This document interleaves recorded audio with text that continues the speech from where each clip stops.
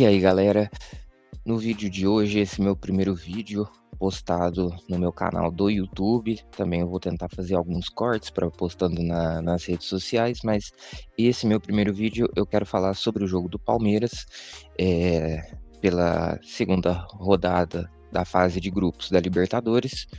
Um jogo que acho que dividiu muito algumas opiniões de palmeirenses. Foi um resultado bom, porque é uma vitória. Eu acho que Libertadores, antes de mais nada, somar pontos, a vitória é mais importante do que qualquer coisa, mas eu acredito que para muitos torcedores palmeirenses não foi o resultado que a gente queria assistir. Acho que antes de mais nada a gente tem que dizer que não foi um jogo ruim, não foi um jogo que o Palmeiras não conseguiu fazer nada, não foi um jogo que a gente, por exemplo, não teve posse de bola ou que não conseguiu chegar no gol, não conseguiu ferir o time, porque muito pelo contrário, desde o início do jogo, as fragilidades do Sport Cristal estavam bem demonstradas ali. Era um time que muito perdido no meio de campo, eles não tinham muito o controle dessas ações ali nesse setor, e tanto que o Andréas Pereira estava jogando flutuando muito. Ele ia pela meia direita, ele ia pela meia esquerda, ele fazia essa ligação, né, entre Marlon Arias, Marlon Alan. Então estava funcionando bem. Eu acho que essa dinâmica deles no primeiro tempo, e eu acho que o que pecou mesmo foi talvez como até disse o Abel, eu tive a imagem de talvez ser um pouco de displicência. Um jornalista perguntou para o Abel isso na coletiva e ele disse: não diria que essa é a palavra. Acredito que seja mais falta de capricho, ou capricho demais na hora de criar alguma jogada, de pensar demais. Eu acredito que isso, sim, foi um fator determinante para o resultado, para o placar do resultado ser magro. Acho que houve uma mistura de capricho, eu acho que um pouco de displicência, sim, em alguns momentos. Acho que o time percebia que a qualidade do Sport Cristal não é lá essas coisas, né? E talvez isso fazia com que o time do Palmeiras não jogasse na intensidade que talvez deveria ter jogado. Mas eu acredito que, futebolisticamente falando, e taticamente, melhor dizendo, falando, acho que foi um bom jogo, de escolhas táticas, de imposição, né, das suas filosofias táticas dentro do jogo, e apenas acho que só um time conseguiu fazer isso. O Sport Cristal no segundo tempo ele teve sim algumas escapadas, mas eu acho que essas escapadas do Sport Cristal vão muito mais pelo desespero, pelo que o placar do resultado desenhou, né? Porque eles acertam um gol, que é um golaço, sem o que falar, é um balaço de fora da área, é, de primeira, meio voleio, no contrapé do goleiro. Eu acho que, pô, aquilo ali é papo de Courtois, e Manuel Neuer no Prime tá defendendo aquilo ali só, eu acho. Acho que poucos goleiros no mundo chegam naquela bola, e se chegar, pô, é brincadeira. É um golaço, sem tirar mérito nenhum dos jogadores. Acho que não tem nada ali que ninguém poderia estar fazendo melhor. Talvez alguém fechar um espaço, tanto, mas é uma inversão que ela é muito rápida, e é um chute que é muito fortuito, cara, é muito fortuito. Acho que se pedir pro cara do Sport Cristal, talvez ele não faça esse chute de novo. Da parte do Palmeiras no segundo tempo, eu acho que sim, o time volta um pouquinho abaixo, com uma intensidade um pouquinho menor, que talvez o jogo esperava, que a urgência do jogo esperava. O time empurra o Sport Cristal para procurar fazer o resultado, e aí eu acho que aí pode ser que por aí entra a crítica de muitos torcedores, que parece que o time faz um resultado, mas abaixa, diminui. Eu acho que esse jogo ele não tem muito isso. Eu acho que, por exemplo, no lance do gol impedido do Flaco, eu acho que o Palmeiras já estava jogando para buscar esse resultado, e era questão de tempo para esse gol sair. Acho que estava muito evidente isso. O time estava buscando esse jogo. Tem a jogada do pênalti, né, que o Arthur sofre. Acho que não tem muito debate, né, em relação a isso. É um pênalti, acho que indiscutível. Esse pênalti, ele, na minha opinião, ele se assemelha muito com o lance da expulsão do Pau Cubarsí na Champions contra o Atlético de Madrid, que ele faz o calço, né? O calço não é uma atitude, pelo que a gente vê na regra, né? Assim, eu não sou um estudioso da regra, mas acompanho muitos perfis, sou do Apito, a Renata Ruel, perfis assim de calibre altíssimo, que analisam regra com profissionalismo. Então, assim, pelo que eles dizem, essa questão do calço, ele não necessariamente ele tem que ser intencional. É até aquela história, sem querer também é falta, sem querer também é pênalti, sem querer também é uma expulsão. Então eu acho assim que nesse lance, o Arthur ele já toma a frente, ele sofre o calço ali. Eu acho que o zagueiro ele não tenta fazer esse calço, ele tá querendo realmente disputar a bola, porque o Arthur tá conduzindo ela perto do corpo, e eu acho que talvez o atacante, o zagueiro ali pensou no momento que dava para ele tentar dar o bote nessa bola, mas é dentro da área. A partir do momento que você faz isso, você tá se colocando no risco, né? De talvez fazer uma infração dentro da área é pênalti. Então acho que não tem polêmica nenhuma. Acho que o que é estranho é o árbitro, né, ele ter que ser chamado pelo VAR para aplicar essa infração. Tanto que uma vez que ele é chamado, acho que o áudio do VAR saiu hoje também. Pelo áudio do VAR, pela imagem que ele vê, ele pede até para que volte a imagem para ele assistir ela 2 vezes. Pelo que ele vê ali, não tem o que falar, ele marca pênalti na hora. Flávio Lopes vai ali e bate, e aí eu acho que entra o outro ponto, né, que infelizmente a Conmebol, a gente tá nessa briga incessante no futebol brasileiro, mas a Conmebol, pô, tá muito atrás nisso, que é o antijogo. Acho que o antijogo que a Conmebol deixa acontecer, né, pô, sai o lance do pênalti, o goleiro tá do outro lado do campo, mexendo no celular pra ver que lado que o Flaco bate, cara. O preparador físico tá indo dentro do vestiário buscar o celular, cara, sabe? É, e aí, 3 minutos de acréscimo no primeiro, 4 no segundo, sim, acho que 48 minutos de bola rolando, pelos dados do 365 Score, assim, é muito pouco para um jogo que poderia ter sido muito mais. E eu acho que, novamente, a arbitragem sul-americana, agora, né, falando de uma competição internacional, da Libertadores, é uma arbitragem que favorece o antijogo. E aí, nessas eu acho que times que não vêm para jogar futebol talvez conseguem jogar futebol, achar um jeito de jogar um futebol mesmo que seja entre aspas.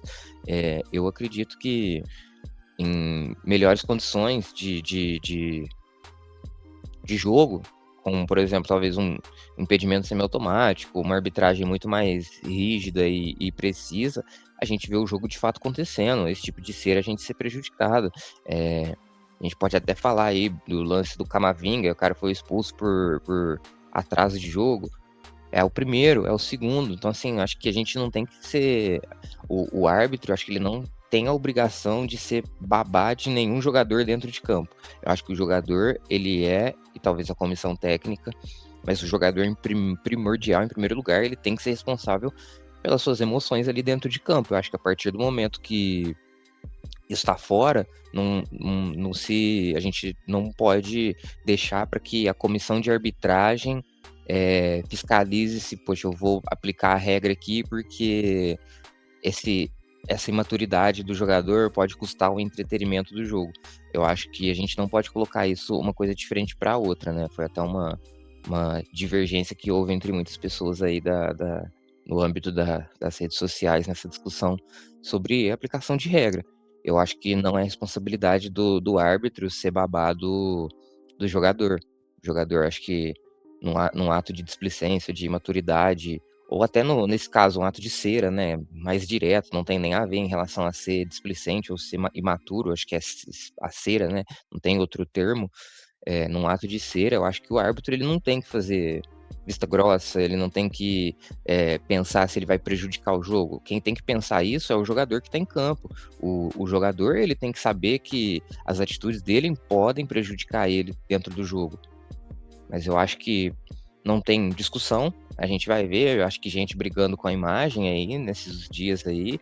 Mas no geral, cara, não tem o que falar. Foi pênalti, foi um caos ali. Ele não é intencional, mas sem querer também é pênalti, sem querer também é falta, sem querer também é amarelo.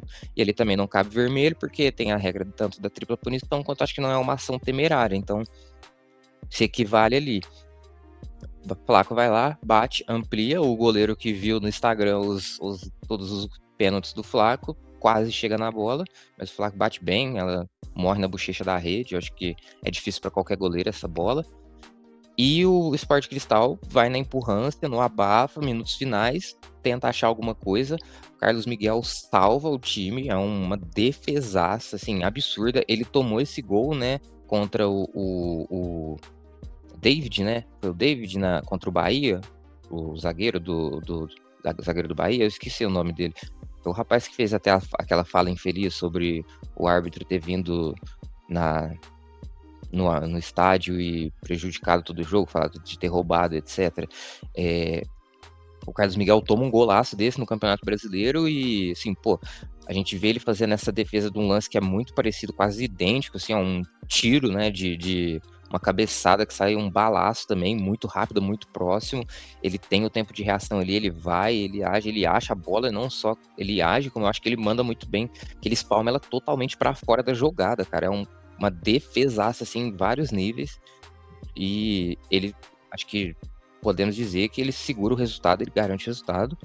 Foi o herói escondido ali, né? Como os americanos dizem, o unsung hero. Ele foi o cara que apareceu ali para salvar no momento que precisava. E é isso que a gente, né, quer dos nossos goleirões. E pô, o Carlos Miguel, se continuar assim, né, tem tudo para mandar muito bem.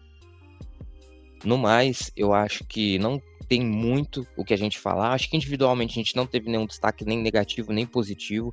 Talvez, vamos se corrigir. O destaque positivo eu acho que tem que ser o Carlos Miguel, porque ele garante o jogo. É uma defesa absurda.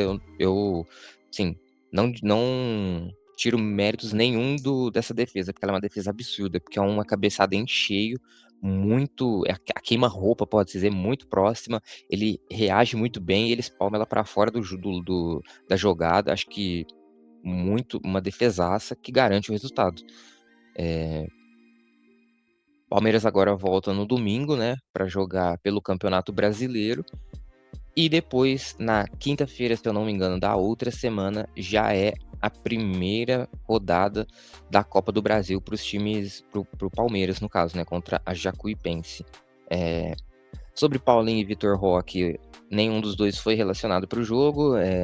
Bom, tem que falar porque eu errei a minha previsão. Achei que ia voltar contra o Sport Cristal. Era só um feeling, logicamente. Eu não tenho notícia nenhuma, nem informação, era só um feeling. Que eu achei que ele ia voltar nesse jogo. Então, acredito que um jogo de Campeonato Brasileiro, talvez com um time mais fraco, que não seja o melhor cenário para eles voltarem. Eu acredito que eles podem ser relacionados, né, contra o Atlético Paranaense, talvez um dos dois ali, o Vitor Roque, mas eu acho que os dois tá junto com o elenco, vestir o manto alviverde, é só contra a Jacuipense, sim.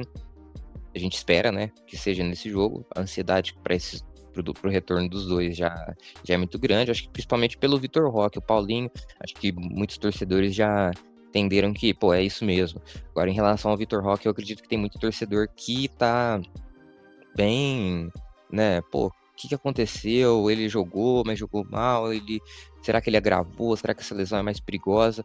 E eu acho que o torcedor palmeirense sente o retorno dele e o jogo de ontem mesmo, que era um jogo que havia um espaço muito grande, né, para ser explorado no entrelinhas ali do Sport Cristal, era uma linha que eles não eram tão compactos assim quanto pareciam, porque o Arias e o Sousa, eles conseguiram explorar muito bem essas costas e alargar, né, essa amplitude deles e até tirar um espaço entre a primeira e a segunda linha de jogadores, até com uma certa facilidade no primeiro tempo. Acho que um jogo desse com o Vitor Roque, por exemplo, a gente teria visto uma goleada muito provavelmente. Não dá para dizer, mas, bom, de qualquer forma é isso. Bom, sobre o Palmeiras, a minha resenha fica por aqui. Eu espero que todo mundo que apareça aqui tenha gostado desse vídeo. É uma primeira vez que eu estou fazendo um tipo de vídeo assim para conversar, falar sobre o jogo do dia anterior. Espero conseguir upar ele ainda hoje, né, para a gente não perder a resenha. Mas é isso. Muito obrigado. Não esqueçam de seguir, compartilhar e dar o like, que vai dar uma força muito grande para que eu consiga, mesmo aí nos dias puxados de trabalho, aí no meio de semana, conseguir fazer um videozinho outro, um conteúdo outro. E sempre me segue no meu Instagram, trocar a mão o dedo aqui. Sempre me segue no meu Instagram, @canineu24, que lá eu sempre estou tentando trazer muitas resenhas de futebol europeu, algumas debates, mas que talvez não são do campo e bola, pra gente pensar futebol de uma maneira legal, que é o que eu gosto. E é isso, gente. Muito obrigado e avante palestra.